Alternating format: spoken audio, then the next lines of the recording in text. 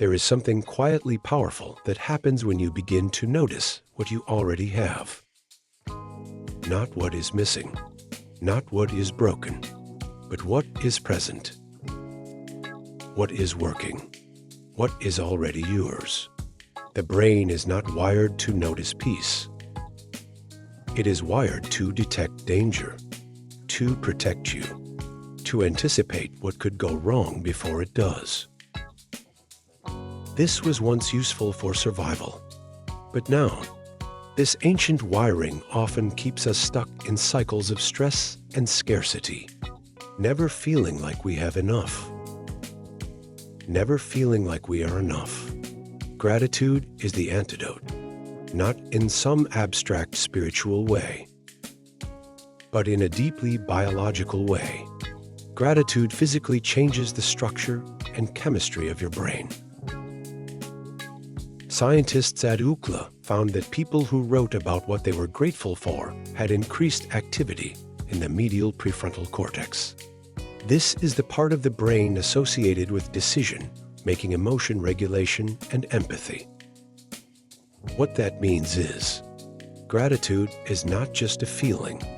It is a form of training, a mental workout that strengthens the circuits of well-being focus and emotional resilience.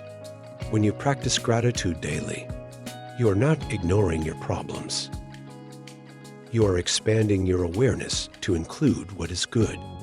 You are teaching your brain to notice the full truth, not just the painful parts. Dr. Robert Emmons, a leading gratitude researcher, found that people who kept daily gratitude journals slept better, had lower levels of inflammation, and experienced greater levels of joy and connection. This is not magic. It is neuroplasticity, the brain's ability to rewire itself based on what you repeatedly focus on. Every time you consciously reflect on what you are thankful for, you are reinforcing a new neural pathway. You are shifting from survival mode to growth mode.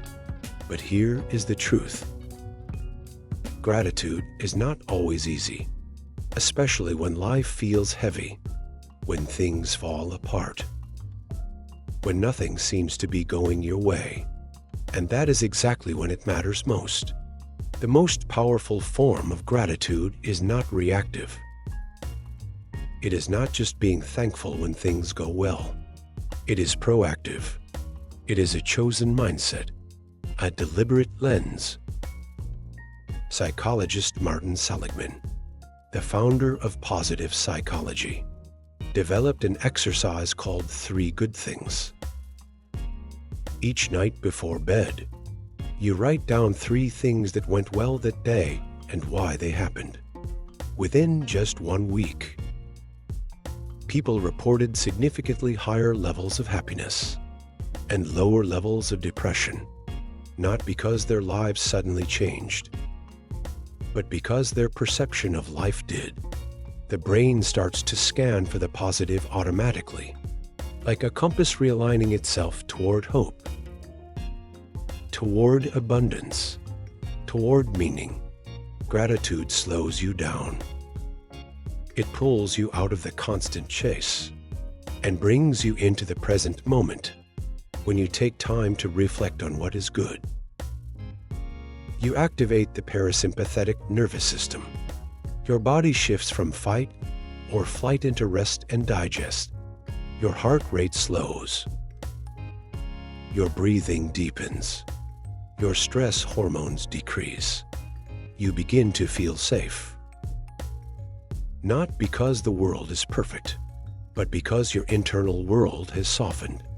And that safety, that inner calm, creates the space for joy to grow. When you make gratitude a daily ritual, you are not just journaling. You are literally reprogramming your nervous system. You are changing the lens through which you see everything. The coffee you drink in the morning becomes a blessing, not a routine. The sound of rain becomes music, not noise. The face of a loved one becomes a reminder, not a background. And over time, this practice becomes a part of you. You begin to carry gratitude not just in your thoughts, but in your energy, in your presence. This does not mean you become naive or that you ignore pain. It means you develop the capacity to hold both joy and sorrow, both gratitude and grief, without being broken by either. You become emotionally resilient, mentally agile, neurologically grounded in hope, because what fires together wires together. And when gratitude fires daily, happiness becomes more than a mood.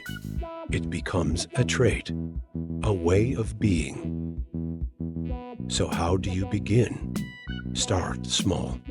Each morning, write down one thing you are grateful for. Not something vague, something specific and real. A conversation, a moment of silence, a breath of fresh air. Pause to feel it. Not just name it. Notice how your body shifts. Notice how your mind softens. Make it a habit. Attach it to something you already do, like brushing your teeth or making your bed. Let gratitude become the punctuation of your day. This is not a quick fix. It is a long game, a slow rewiring, a sacred discipline. The brain adapts, but it takes repetition. It takes patience. It takes intention. But the payoff is deep. You begin to feel more present, more open, more connected to life itself. You stop chasing happiness and start cultivating it. Because happiness is not out there. It is built right here, in these small daily choices. In these quiet moments of appreciation. You cannot control everything in life, but you can control what you focus on. And what you focus on expands. Gratitude is not a luxury. It is a necessity, a foundation for a regulated mind, a grounded heart, a fulfilled life. So today, pause, breathe, look around, and find one reason, just one, to be grateful. Let it anchor you. Let it guide you. Because when you train your brain to see the good, you create a life that feels good from the inside out. And that is where true happiness begins.